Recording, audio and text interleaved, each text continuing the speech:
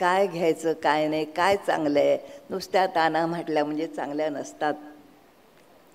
तबल्याशी हाणामारी चांगली नसते, हे लक्षात घेतलं पाहिजे. तिथे टाळ्या श्रोतांनी वाजू नयेत असं मला वाटतं. मग एकदा टाळ्या सुरू झाला की मग तेच कलाकार करायला लागतो.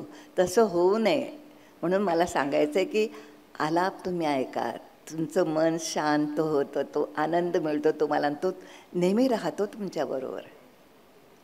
हे 2 मिनटं तुम्हाला काय म्हणजे भावना उचूबडून येतात, ते सगळं करून तुम्ही विसरून जाता. तुम्ही तसं नको. संगीत हे तुमच्या जीवनाला त्याने एक आनंद दिला पाहिजे. तो चिरकाल आनंद असला पाहिजे, क्षणिक आनंद असून चालत नाही.